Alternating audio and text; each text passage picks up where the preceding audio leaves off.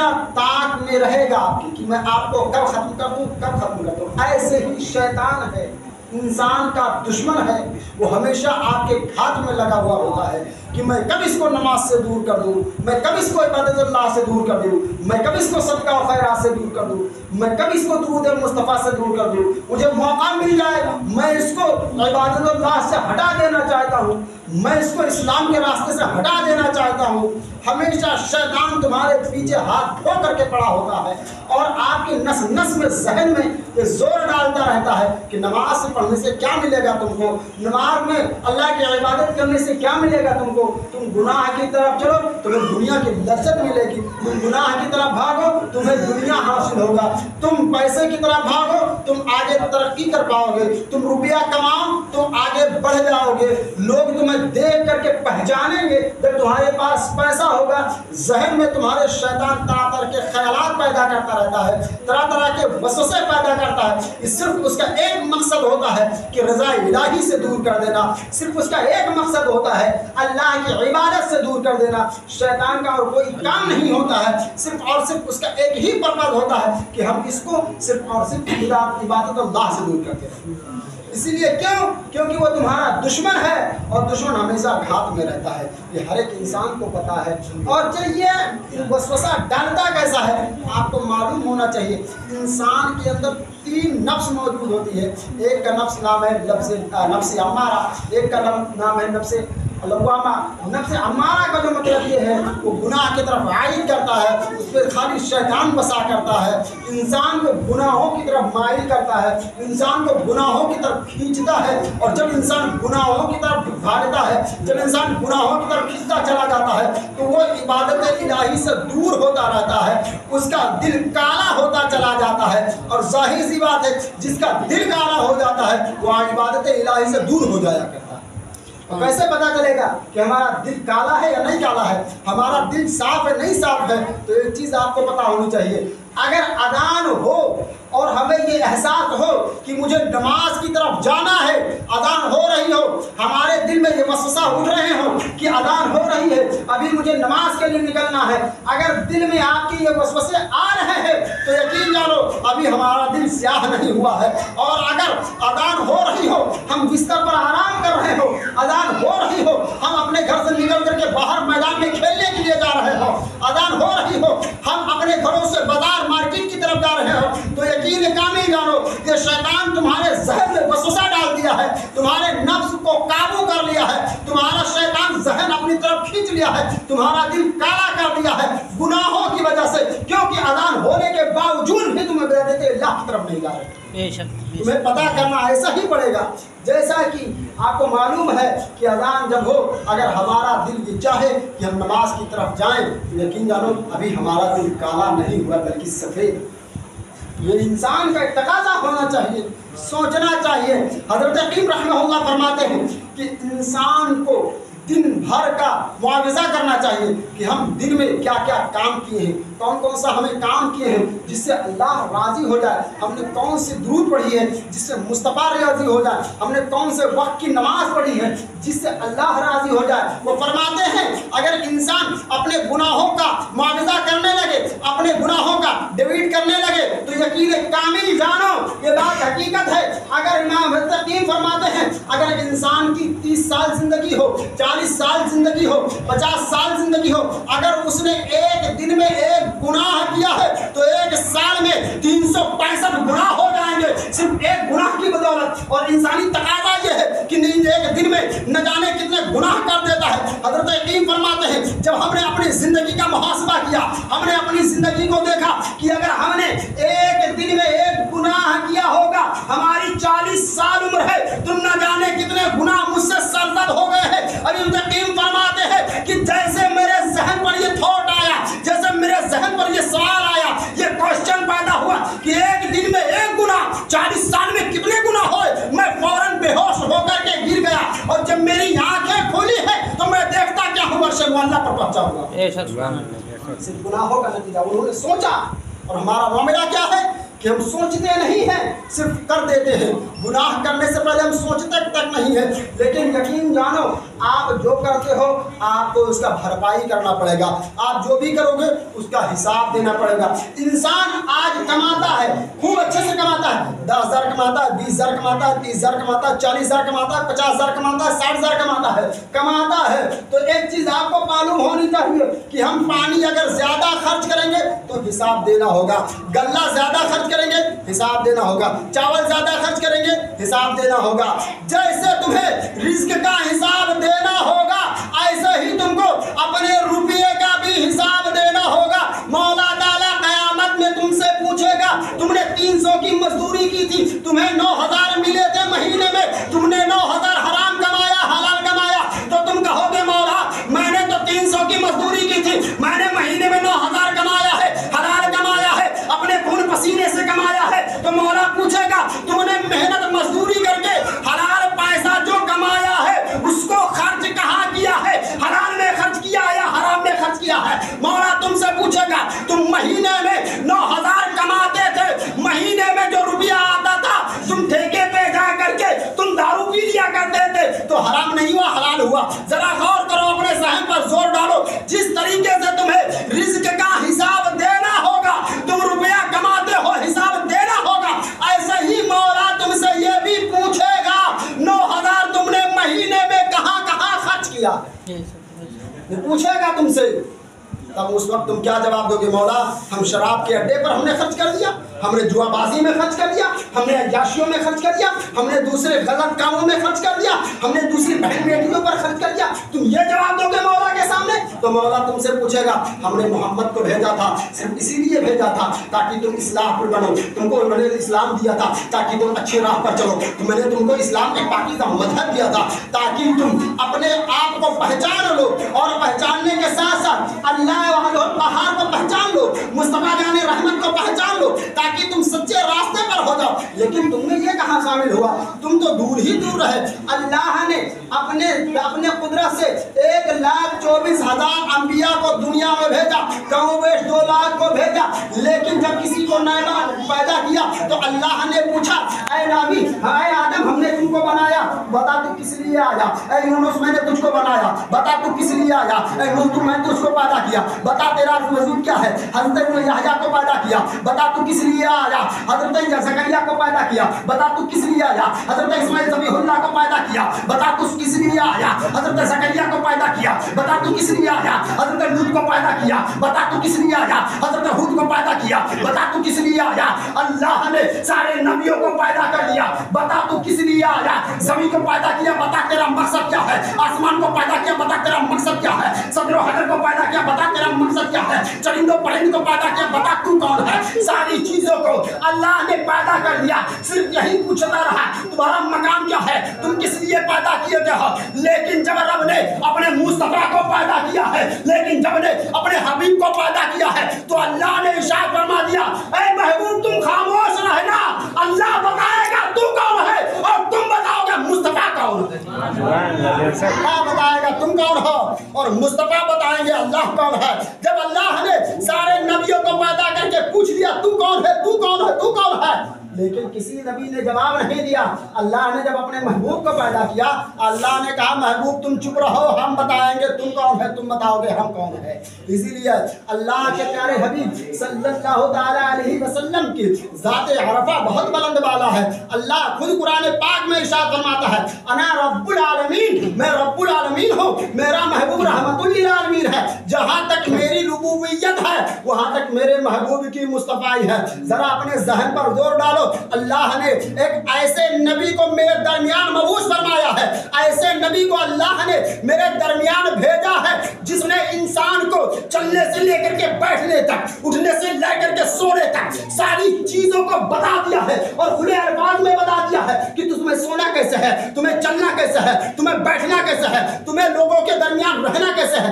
हर चीज अल्लाह के प्यारे हबीब ने मुझे बता दिया है, लेकिन उसके बावजूद भी हम गुनाहों की तरफ बढ़ते चले जा रहे हैं। अगर आज मुस्लिम कौम का तारीख उठा करके देखो तो सबसे पहले अगर जेल में कोई मिलेगा तो मुसलमान ज्यादा नजर आएगा। क्यों नजर आएगा? क्योंकि उसे पता नहीं है इस्लाम मुझे क्या दिया है, उसे मालूम नहीं है इस्लाम ने किस कल्चर को मुझे सिखाया है, उसे मालूम नहीं है कि इस्लाम ने मुझे क्या क्या चीजें बताई है। इस्लाम ने हर चीज तुम्हें बता दी है, बस खाली तुम्हें सोचना है। ये दुनिया इंसान के लिए एक कैद खाना है। अल्लाह के प्यारे हबीब सल्लल्लाहु ताला अलैहि वसल्लम इरशाद फरमाते हैं दुनिया जो है मोमिन के लिए कैद खाना है और काफिर के लिए जन्नत है। मैं आपसे एक सवाल करता हूँ, आपको 2 साल की सजा हो जाए, आप जेल में चले जाओ, अगर आपको बाहर जाना होगा आप जेलर से इजाजत मांगोगे, जेलर साहब मुझे छुट्टी दे दो, मुझे बाहर जाना है, मुझे फला काम करना है। जेलर अगर चाहेगा तो तुम्हें बाहर भेजेगा, नहीं चाहेगा तो नहीं भेजेगा। तुम अगर कहीं चलना चाहोगे जेलर से पूछोगे मैं फला जगह जाना चाहता हूँ, उसी जेल के अंदर रहोगे, बाहर नहीं निकलना होगा। पूछोगे जेलर साहब मुझे फला जगह जाना है, वो कहेगा जाओ तो जाओगे, नहीं कहेगा तो नहीं जाओगे। तुम्हारे हाथ पैर में बेड़ियां लगा दी जाएंगे, तुम्हारे हाथ पैर में जंजीर लगा दिया जाएगा, तुम्हारे सोच पर ताला लगा दिया जाएगा। जैसा जेलर चाहेगा वैसा रहोगे। इसी तरीके से दुनिया है मोमिन के लिए। जब तुम चाहोगे हम गुनाहों की तरफ कदम उठाए, जब तुम चाहोगे हम अय्याशियों की तरफ अपना हाथ बढ़ाए, जब तुम चाहोगे हम अपनी निगाहें गुनाहों की तरफ उठाए तो फौरन ऐलान हो जाएगा तुम्हारे पैर में शरीयत मुताहरा का पैर जंजीर बंधी हुई है, तुम्हारे हाथ में बेड़ियां बंधी हुई है, तुम्हारे जहन पर जो है शरीयत मुताहरा का ताला लगा हुआ है। तुम गुनाहों की तरफ मत सोचो, क्योंकि मुस्तफा जाने रहमत ने सिर्फ तुम्हें बताया है कि इबादत अल्लाह करो, इसी में तुम्हारी रजा है। तो अल्लाह के मुस्तफा ने फरमाया है जब तुम चला करो तुम निगाहें झुका लिया करो। इसीलिए तुम पामाल किए जाते हो जगह जगह पर, आज तुम तबाह बर्बाद किए जाते हो तो तुम्हारे गुनाहों का अमाल का बदला है। हजरत मकाशिफतुल कुलूब में इमाम गजाली रहमतुल्लाह अलैह फरमाते हैं जब किसी कौम में गुनाह ज्यादा होने लगता है, जब एक नौजवान गुनाहों की तरफ बढ़ने लगता है तो उस पर जालिम बादशाह मुसल्लत कर दिया जाता है, उस पर बादशाह मुसल्लत होता है और ऐसी हुकूमत करता है कि लोग परेशान हो जाया करते हैं और कहते हैं अल्लाह मुझे इससे निजात दिला, रो रो करके दुआ करते हैं। तो जरा गौर करो हमारे ऊपर जो बादशाहियत नाज़िल है, हमारे ऊपर जो बादशाह जालिम मौजूद है वो सिर्फ एक ही बिना है, हमारी गुनाहों की सजा है।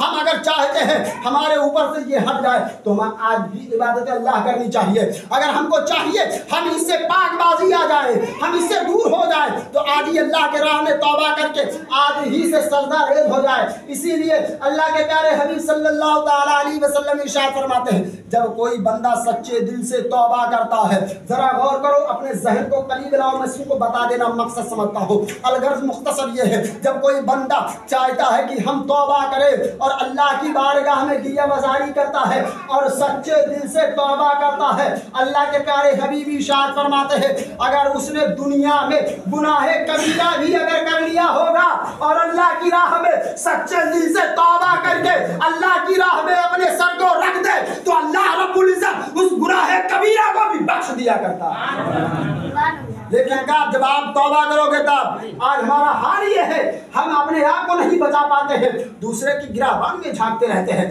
फला बंदा बड़ा खराब है, फला बंदे के अंदर बड़ी बुराई भरी हुई है। सबसे पहले आप अपने आप को पहचानो, सबसे पहले आप अपने नफ्स को देखो, हमारा नफ्स क्या रहा है, हमारा नफ्स कह क्या रहा है। हजरत बायजीद बुस्तामी फरमाते हैं मेरे नफ्स ने चाहा मैं ठंडा पानी पी लो, उन्होंने कहा जब मेरे नफ्स ने ये चाहा मैं ठंडा पानी पी लूं, बायजीद बुस्तामी फरमाते हैं मैंने ठंडा पानी ही तर्क कर दिया, क्योंकि मौला अगर पूछ लेगा मुझसे अरे बायजीद बुस्तामी तुम्हें जिंदगी दी गई थी इबादत इलाही के लिए, तुम्हें पैकर दिया गया था, हुस्न जमाल दिया गया था इबादत इलाही के लिए, मुस्तफा को राजी करने के लिए, अल्लाह को राजी करने के लिए, तुम्हारा नफ्स ये कह रहा है मैं ठंडा पानी पी लूं। अच्छा तुम ये बताओ क्या तुम्हारा नफ्स कभी ये कहा है मैं 4 रकात और नफिल पढ़ लूं? क्या तुम्हारा नफ्स ये कहा है मैं और ज्यादा रोजे रख लो? तुम्हारे नफ्स ने ये गवाही नहीं दी, तुम्हारा नफ्स कह रहा मैं ठंडा पानी पी लो। बायजीद बुस्तामी फरमाते हैं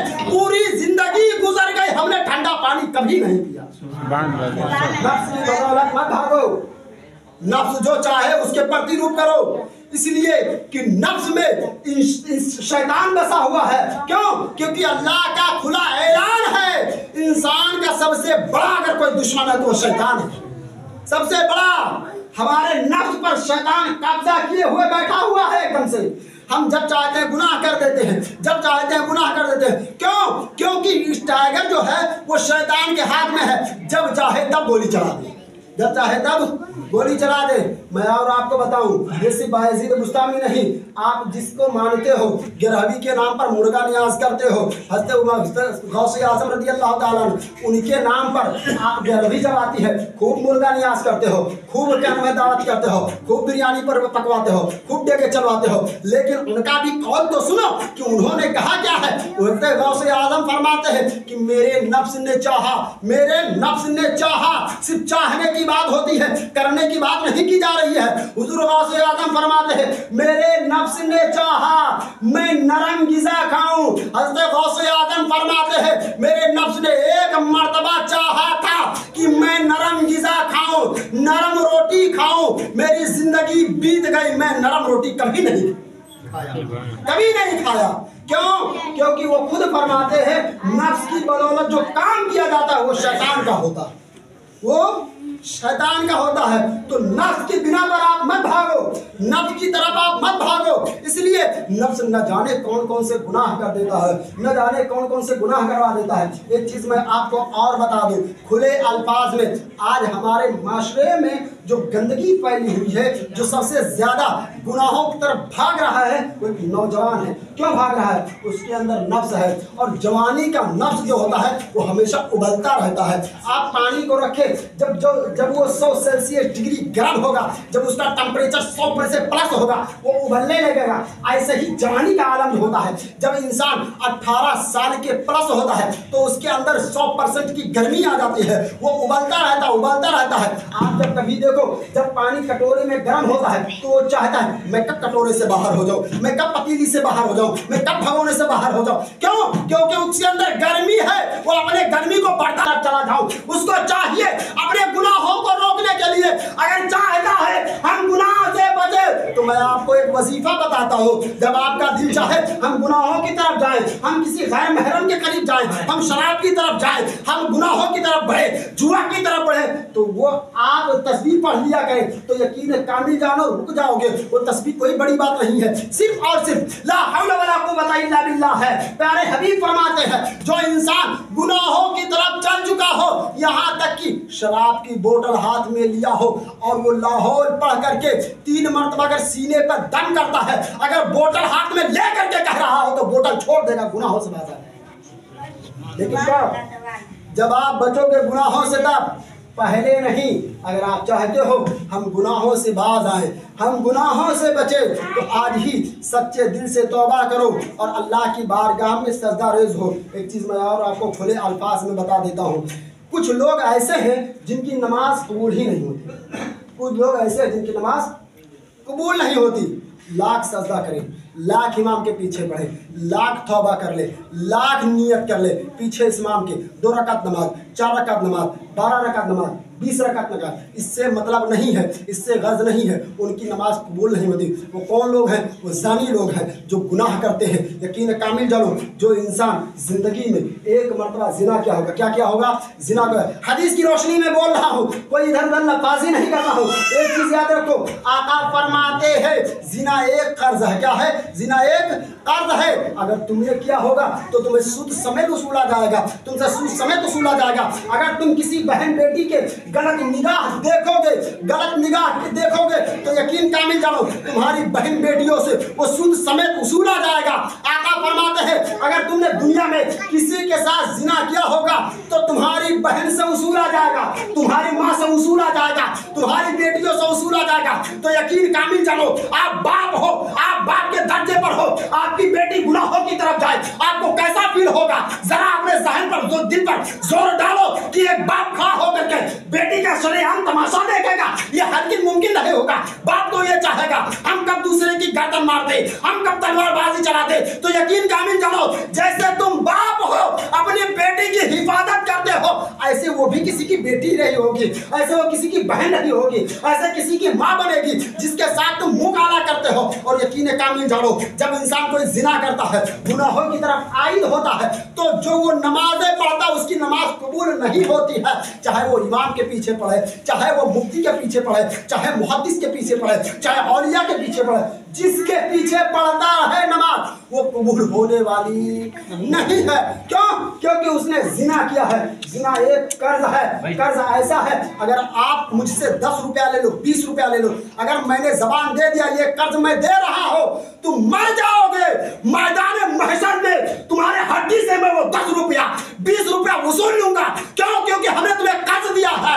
ऐसे जिना एक कर्ज है, तुम मर जाओगे, तुम फना हो जाओगे, तुम्हारी वजूद खत्म हो जाएगी, लेकिन तुम्हारी माँ बेटी सलामत रहेगी। उनसे सूद समेत वसूला जाएगा, क्योंकि तुमने कर्ज लिया है और कर्ज कभी माफ नहीं होता, तुम्हें देना ही पड़ेगा।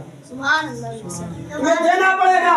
तो आज से अपने दिल में ये थॉट पैदा करो, अपने दिल में ये चीज बुराइयों लाने को सोच पैदा करो कि आज के बाद हमसे गुनाह हो गए, लेकिन आज के बाद हम तुम्हारा किसी बेटी बहन की तरफ नहीं देखेंगे। और एक चीज और मैं बता दूं, मुहक्किकीन फरमाते हैं कभी वो इंसान साहिबे औलाद नहीं हो सकता, उसके अंदर औलाद नहीं आ सकती जो दूसरों के माँ बहन पर ज़िना करे। उसकी औलाद हो ही नहीं सकता। लाख कोशिश करे, लाख बाबा के यहाँ चला जाए, लाख वलियों के दरगाह में चला जाए, लाख चादरें चढ़ाता रहे, लाख इबादत इलाही करता रहे, लाख रोजे रखता रहे, लाख सदका खैरात करता रहे, अगर वो गुनाह ज्यादा करेगा, जिना ज्यादा करेगा, औलाद से महरूम कर दिया जाएगा। औलाद से महरूम कर दिया जाएगा।